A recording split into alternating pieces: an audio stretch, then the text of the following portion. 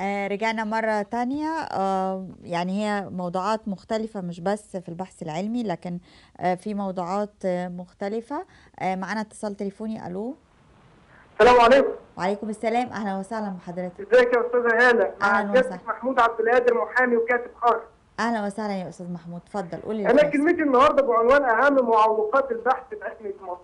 اولا، عشان يكون بحث علمي كويس لازم يبقى فيه اساس تعليمي كويس، ومعروف طبعا ان الكتاب اساس العلم، لان هو بيقنن الماده العلميه وبيحميها من التحريف والخطا.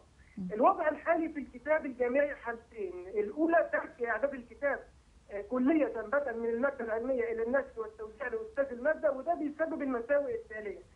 الإعداد السيء للكتاب، يعني قد يكون أستاذ المادة مستواه ضعيف فينتج كتاب ضعيف المستوى أو به معلومات قديمة، زي مثلا في مادة زي الهيستولوجي مثلا اللي هي علم الأنسجة. المادة دي بتعتمد أصلا على الرسوم التوضيحية، بمعنى إن إحنا بنستنتج المعلومة من الرسم التوضيحي، واي خطا بسيط في اي رسم بيؤدي الى خطا المعلومه. يعني مثلا دايره بيضاويه ورسوم الماده دي، يعني أيوة مثلا الدايره مفهوم، البيضاويه يعني دي لو اترسمت، أي خطأ أي خطأ. لو اتفضل. اترسمت على انها بيضاويه مثلا بدل هي دايره هتبوظ المعلومه خالص، او المربع اترسم على انه مستطيل أيوة. هيبوظ المعلومه خالص. يعني رسوم الماده دي معقده جدا، يعني لازم يبقى مع الطالب اطلس به رسوم توضيحيه بدقه عاليه بالالوان، لا الصور المجهريه فقط. أيوة. يعني تبقى مرسومه بالايد يعني مش القصد فقط. من كلام حضرتك انه التعليم ووجود كتاب جامعي بيعطل فكرة بالظبط. البحث انا العلمي من دلوقتي اساسه. صح تمام، كده؟ اللي بيحصل حاليا ان الكتاب العملي بيبقى فاضي واسمه كراسه العملي، وعلى الطالب ان هو ينقل الرسوم التوضيحيه دي اما ورا الدكتور من على السبوره او من على الميكروسكوب. وطبعا الحكايه دي مستحيله طبعا، يعني من على الميكروسكوب هتبقى صوره مجهريه مش مرسومه بالايد، مش هينفع.